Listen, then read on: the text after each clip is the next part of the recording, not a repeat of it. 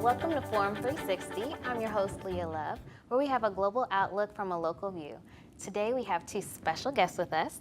We have Michele Smith and Bill Kiel of the Hunger Center, of the Good Samaritan Hunger Center. And today, hunger is a very important subject that hits not only our local community, but our global community. So today we want to talk about the stats of 1 in 5 adults and 1 in 6 children in our region that are facing food insecurity. Right. So thank you for joining us today. Tell me how you got involved in Good Samaritan. Well, coincidentally, Good Samaritan Hunger Center was founded in 1982. It grew out of the Catholic Commission, and my cousin, Sister Jordan Haddad, was one of the founding members of Good Samaritan Hunger Center. So our family was kind of involved from the start, in volunteering and things like that. And then when I came back to Akron in 2016, the executive director position was open, and I saw it and I said, oh, I would love to work there. So, because I'm really passionate about fighting hunger. One of the reasons why I'm so passionate is because I think hunger is a problem that could be solved. There's no reason for people in the United States of America to be hungry. One of the richest nations in the world has one of the highest hunger rates. So I was selected by the board of directors, and so been there a little over 2 years and doing some wonderful things in Akron. Okay. So what is the actual mission of the Good Samaritan Hunger Center? So the mission is really simple. Mm-hmm. It's that one day no man, woman, or child will go hungry. And so we focus strictly on food. There's a lot of other social service agencies that might focus on food in other areas where there's need, but we focus strictly on food. Okay, and how do you hope to achieve this? So what we do is, we're what would be called a pop-up food program using today's terminology. We're located in West Akron. That's where our office and our pantry and our commercial kitchen is. But we don't serve anyone out of our location. We load our cookies, literally and figuratively, onto our van and haul things all over Akron. So we do some hot meals, and that's primarily on Mondays. And then Tuesdays, Thursdays, and Fridays, we provide what's called a grocery bag, and that's like so we would be like a roving pantry where we haul, a 3-day emergency food supply is basically what it is, although sometimes, it'll stretch further than that for sure. And so we take that and distribute to people who come to wherever we're located. So, and we distribute out of Summit Lake Community Center and out of Patterson Park Community Center. And then we also do what's known as a Kids Weekend Backpack program. Some people have called it Blessings in a Bag. We just call it Kids Bag. But it provides 2 breakfasts, 2 lunches, and 2 snacks for kids at Findlay Elementary School and kids at Steele Academy. So how do people find out about it to show up to your different pop-ups? So a lot of it is word of mouth. I think our customers would consider us one of the best pantries there are. I mean, there's lots of food pantries in Akron, but we really try and take into consideration what a family might need when we assemble that. So word of mouth. They could also find us on the web. They also could call 211, which is info line run by the United Way of Summit County, and that's a 24/7 operation, and they will tell them where the closest food pantry to them is. Awesome. Okay, so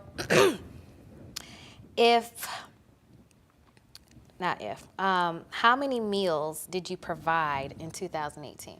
Okay, so in 2018, because meals is a good way to look at it, Leah, because we do bags of groceries, and that's considered a 3-day emergency food supply, and then we have hot meals, and then we have the kids bag. So if you look at meals, that's like a level playing ground.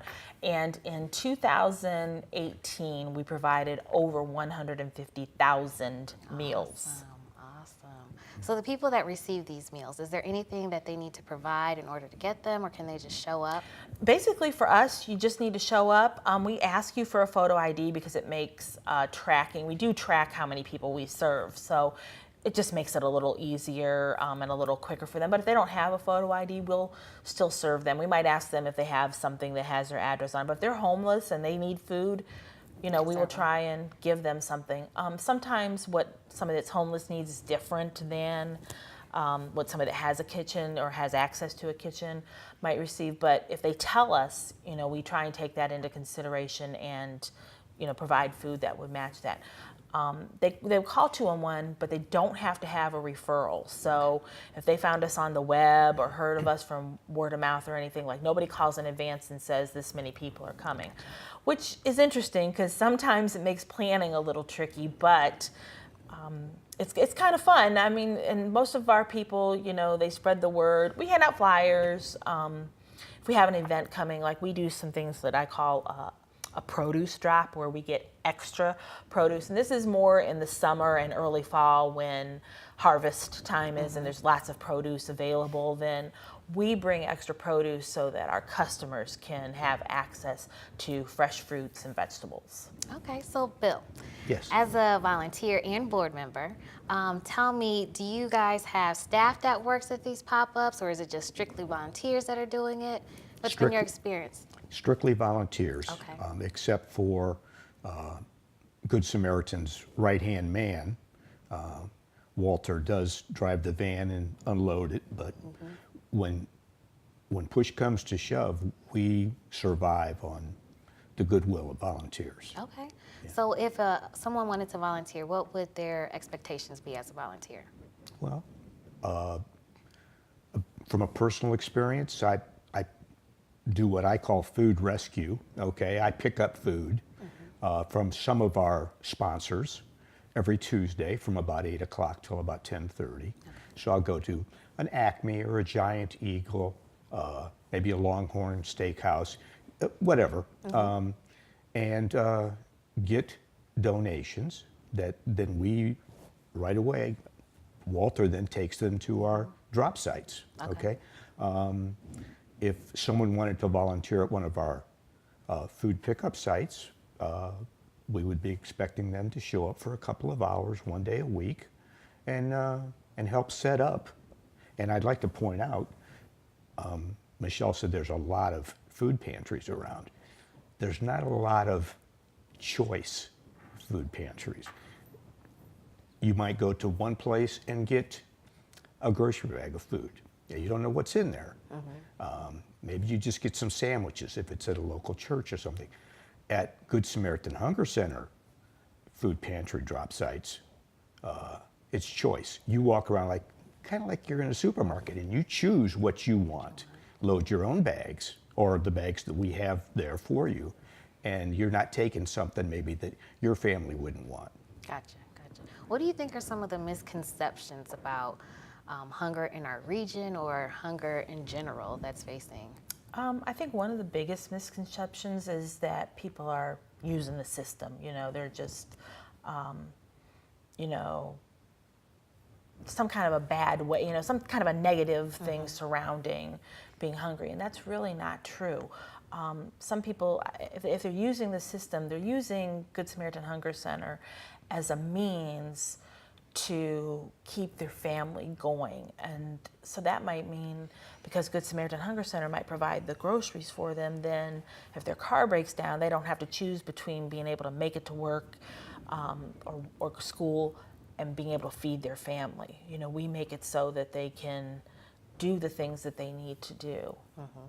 And as Mr. Kiel said, we're a choice pantry, so we take our food to the community, and as I mentioned before, it's a 3-day food supply, but in that 3-day food supply, we try and make sure that there's something that will cover breakfasts, lunches, dinner, and snacks. So our customers, and I call them customers because I feel like everyone deserves to be treated with dignity and respect.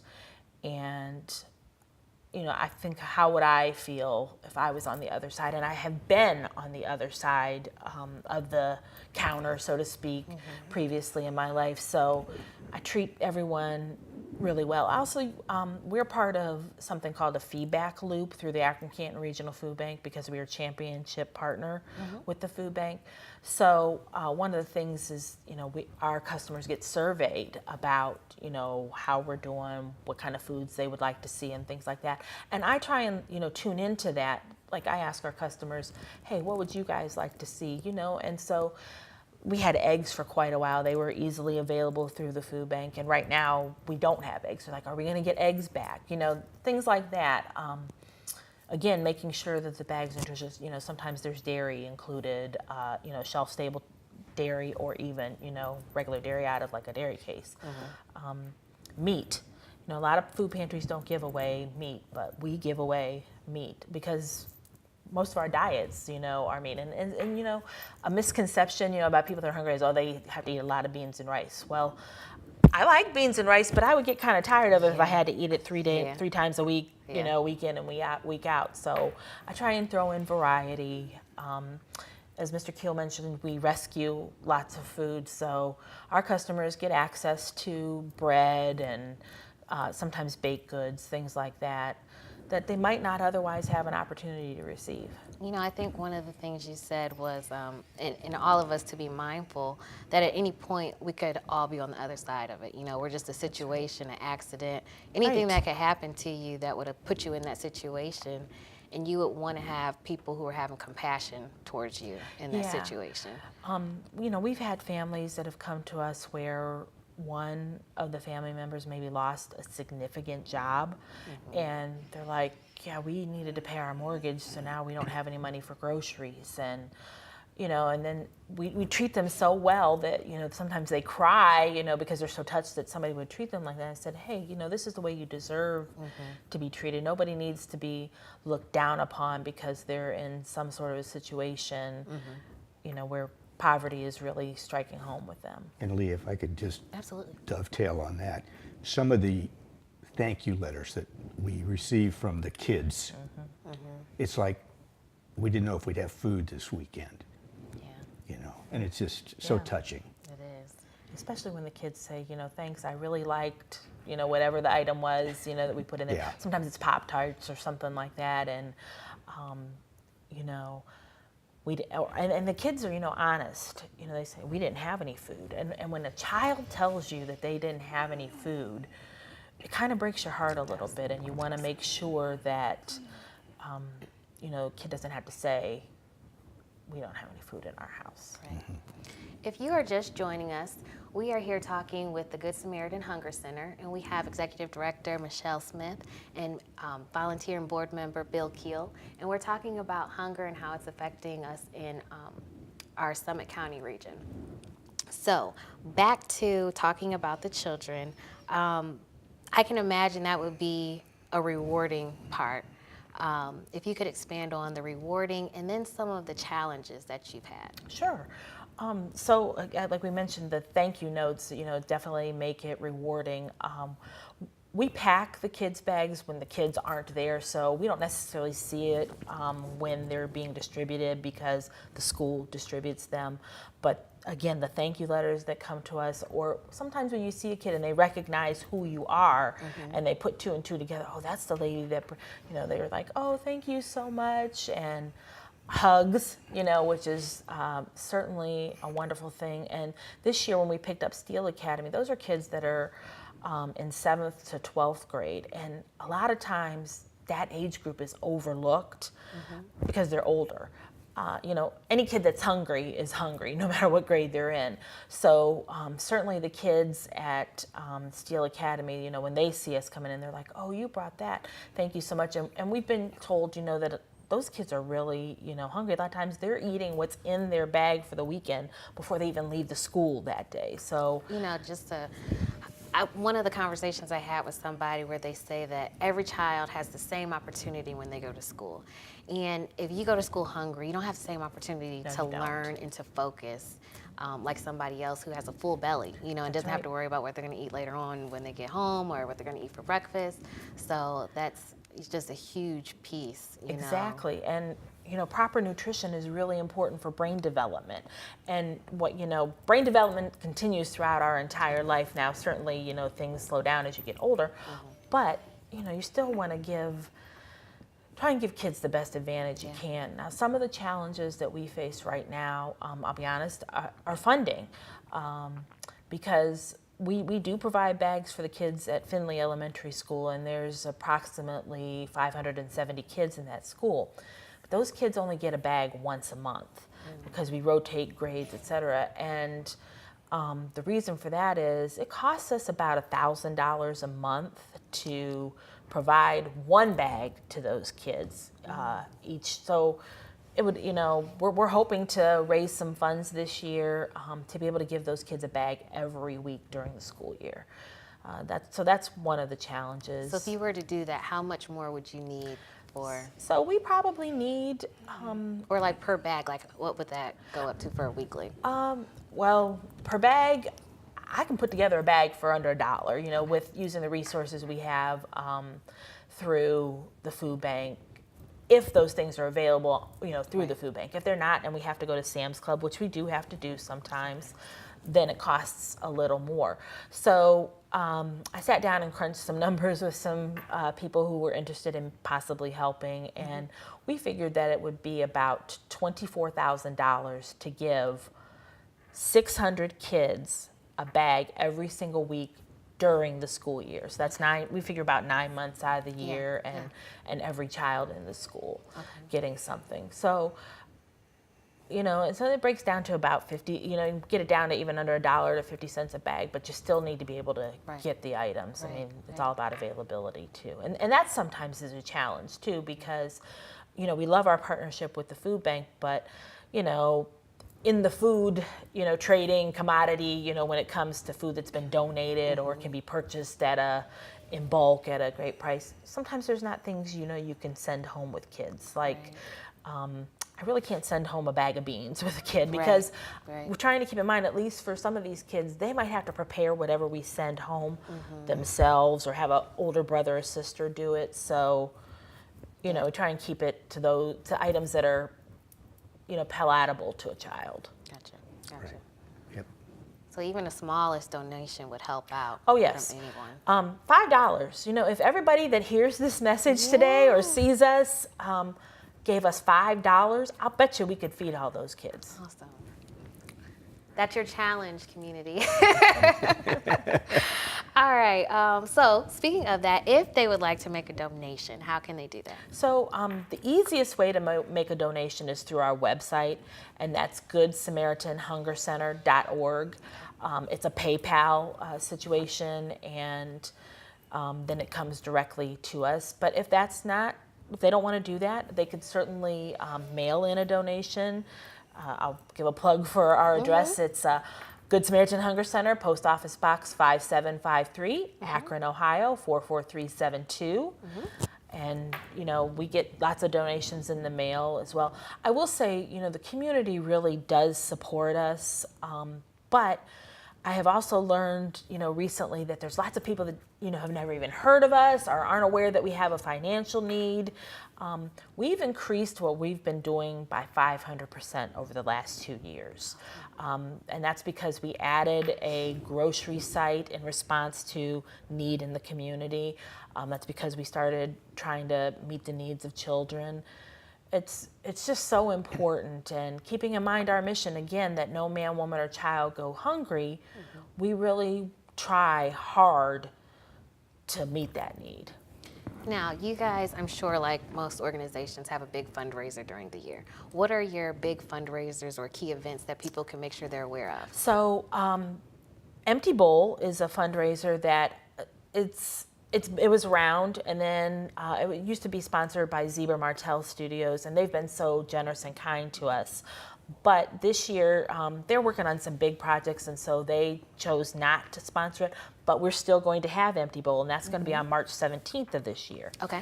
We'll also be having a wine tasting in May, and you can watch our Facebook page or our regular web page for information about that. And then on November 2nd of this year will be Soup for the City. And it's really kind of a cool, unique concept where we bring in soups from restaurants around the area who want to support our mission. And so it's a soup dinner, with good rolls and things like that, and some fun desserts. We had a fun dessert dash, and then a silent and oral auction. But any one of the events, are a good time. And we'll probably have something else in the summer, something small, like maybe a night out at a jazz place or something where, just come, pay the cover charge to hear the band and enjoy yourself. And you said those are all listed on the website and on your Facebook page. Yes. All right. And your Facebook page is Good Samaritan Hunger Center. Yes, it is. All right. And you're on Instagram and Twitter, We or are just on Facebook mainly? Facebook mainly, although we do post on Instagram. Okay. Twitter, not as much. That's okay. And I admit that's probably because I'm not a tweeter. But I believe everybody is on Facebook. So. yeah, right. Everybody's on Facebook, and it's a really easy way to get out our message, quick when, there's been lots of times when I've had to either say, help, I need some help, or like coincidentally right before Christmas, we got in a plethora of onions. And I'm talking about 1,600 pounds of onions. And so, we put out, so we wanted to share that with the community. Right. So some other pantries took some of the onions from us, and we had some volunteers help take them into the community, a couple other food pantries, things like that, Leia, if I could just add the whole concept of funding. Many of my close friends who now support the Hunger Center always believed that if they just supported the Akron-Canton Food Bank, they were fighting local hunger. And I've told them time and time again, great organization, but they don't supply one meal to anyone. Without the pantries, the people don't have access to the food. So it's very, very important for us to not only continue serving 150,000 meals, but to expand that, because there's still a lot of hunger out there. So what do you think it would look like if we did not have Good Samaritan Hunger Center in our community? I think about that a lot. It's a scary thought. As a board member and one who's on the finance committee, I lose some sleep over that, because if our funding does not improve through the generous donations of people and churches and businesses, we're going to have to shrink our mission. And we all know what that means. There's going to be men, women, and children who have, really looked to us for over 30 years. And we're going to have to say we're not there next week. And that's something none of us want. No. Absolutely. And that's so true, what Mr. Kiel says, because we have been approached by some other communities where we're not necessarily saturated, and they have asked us, well, when can we get you to come to our community? And I've had to say, hopefully in 2020, and that kind of shocks them when I say that, but it's because we don't, we can't afford to expand right now. We want to, and certainly the passion is there. We're a really small, very lean running organization. And you can bet that whatever dollar that you donate to us, it's going to be going towards fighting hunger. And that might be, we only have 3 paid staff. All 3 of us are part-time. That we don't even have 1 full-time staff person. So, and what that really means is that we give our time as well as our talents to the agency and to the community, because we're not going to not do what we're doing because we're not being paid for it. But, it's hard to balance all that sometimes. Right. And, we do everything we can. And if you think about that, if our budget is around $165,000, and we provided 150,000 meals, a little bit more than that. in 2018, that's just a little over $1 a meal. You can't even go to McDonald's and get a true meal for $1. Yeah. Maybe get a cup of coffee, but Right, or right, soda, right. but not a whole meal. So, these are things that are important to us, and we want to keep up the good fight, and we want people to know about us, and that's why we're so grateful that you asked us to come on Forum 360, because we're hoping that those that are tuned in via television or radio, might want to check us out and come see us. I invite anyone you come to Summit Lake Community Center or Patterson Park Community Center, East Akron Neighborhood Development. You can pop in at any time and just see what we're doing if you want to see that we're And really tell me doing what those we say. dates and times again. Sure. So any Monday afternoon, unless it's a holiday, we are at East Akron Neighborhood Development Corporation. That's any Monday. And then the last 3 Tuesdays of the month, we're at Summit Lake Community Center from about 2 to 4. We're at Summit Lake Community Center again on Thursdays, the last 3 Thursdays, and that's we distribute from 5 to 6. That's how we can help some of the working families, because can't take off work to go to a pantry. Right. And then we're helping the refugee population on Fridays, again from about 2 to 4 at Patterson Park Community Center. Awesome. I want to thank Michele and Bill for coming out today to give us some great insight about Good Samaritan Hunger Center. You guys can reach them at goodsamaritanhungercenter.org. Please consider giving a donation so that we all can do our part in helping to end hunger in our region of Summit County that will spread eventually to the world, that we want to have no one hungry. So thank you again for joining us on Forum 360. I'm your host, Leia Love. Have a great week. Forum 360 is brought to you by Electrical Impulse Communications, the John S. and James L. Knight Foundation, Hudson Community Television, the Rubber City Radio Group, an anonymous donor, the Jewish Community Board of Akron, Medical Mutual of Ohio, Blue Green, and Forum 360 supporters.